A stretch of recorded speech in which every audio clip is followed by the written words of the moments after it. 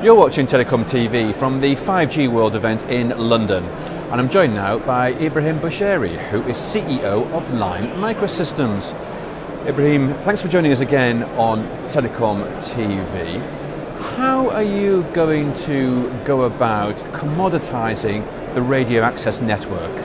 Actually, when we look at the radio access network today, essentially it's all based on proprietary ASIC solutions from the chipset point of view, and also the whole design is closed and only serviceable and maintainable by very few suppliers.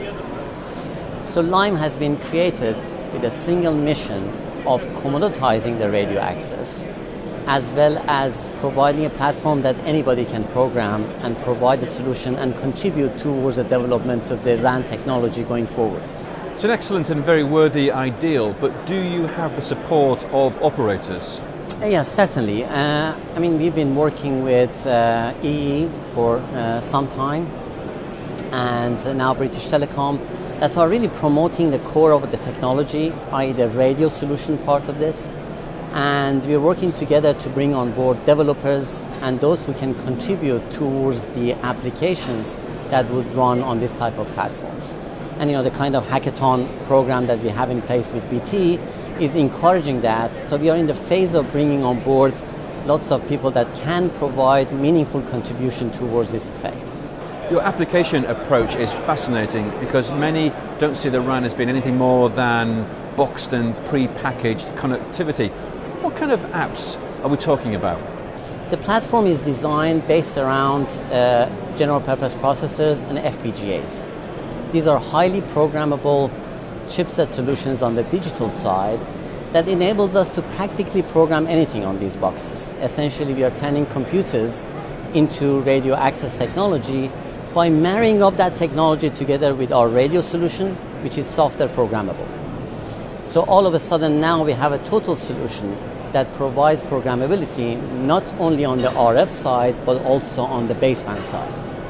Hence, these platforms would run Linux. That's the basis by which we started our collaboration with Canonical and Ubuntu. And basically, people can write applications that sits on top of Linux. So let's look at the applications for now. At the moment, for example, we are working with Quartus, we are working with Amersoft. They provide the EPC solution and the LTE that runs on this platform. So these are what I call essential apps that you can download on the platform and all of a sudden turn that computing power together with a software-defined radio into an LTE access point. Now, what can sit on top of that is the customization of that network for a given use case. It could be, for example, for an enterprise that you want to customize that enterprise coverage for a given application that that enterprise is interested in. Just to give you an example, that base station could be set up so that you're giving a presentation and your presentation is actually streamed to every phone that is in the vicinity of that base station. That's, for example, just one use case. It could be actually applied in a residential setting whereby parental control, for example, could be an app that sits on that base station and provides customized access. Your 15-year-old can access more websites against your 5-year-old. Whereas today you're getting one solution that should fit all. Whereas in this case, you can customize that application at the edge of the network and change that to the requirement of that particular use case. So you can customize the RAN depending on specific requirements.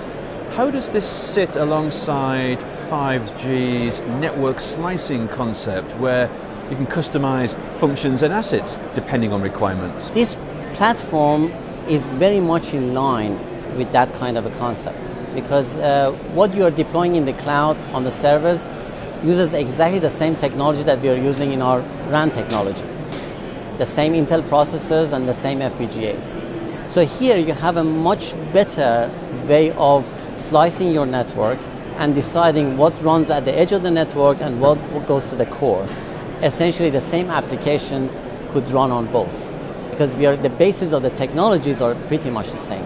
And I believe you're now also talking to PC manufacturers. Absolutely. I mean, basically the way we see it today when we look at the wireless infrastructure, especially as we go towards IoT and 5G, we need to bring on board all the experiences that we gain in the world of computing and bring that into the wireless infrastructure. This is the only way we believe we can leapfrog progress and innovation, because that's how those guys have developed over the years. So we have access to various PC manufacturers that could bring solutions to us customized for the need of these type of wireless applications at a record time. So we can really speed up the deployments and provide differentiated services much quicker than we are doing today. What role do you ultimately want to play within the 5G ecosystem? Well, actually, we are highly committed to the roadmap that we've set about to do in terms of the microchip technologies that we are providing for essentially 2G all the way to 5G. So if you look at the chipsets that we are providing in the radio solution, i.e. software defined, our current product goes up to 3.8 gigahertz.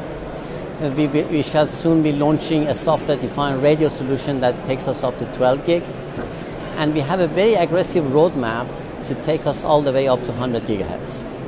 So all the frequency bands of interest for 5G are covered using the radio solutions that we provide, and also providing them in a manner that anybody can access.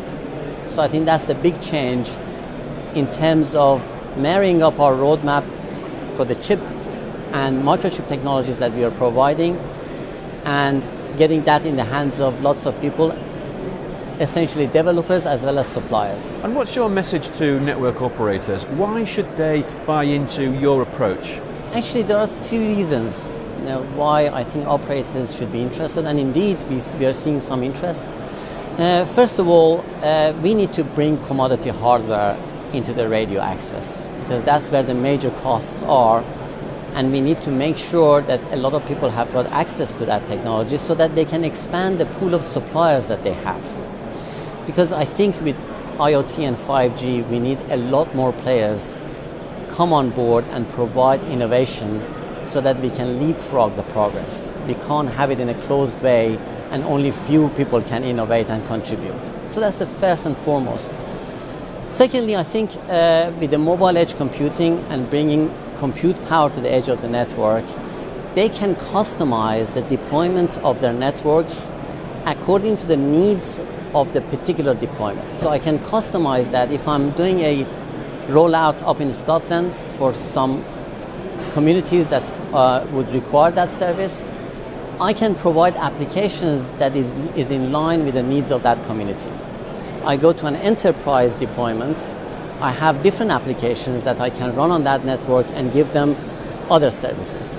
So it is that differentiation, I think, that is needed going forward, and these added services that are backed by lots of developers that will essentially give them more revenue.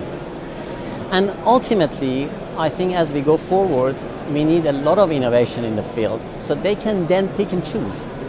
Having the networks app enabled, then they all of a sudden have got access to multitude of solutions that they can pick, customize, and indeed use their current suppliers and get them to actually conform to those kind of needs that they will see in the future. So they can react much faster and they can come up with services in a much faster rate than they are doing today. Ebrahim, thank you very much indeed.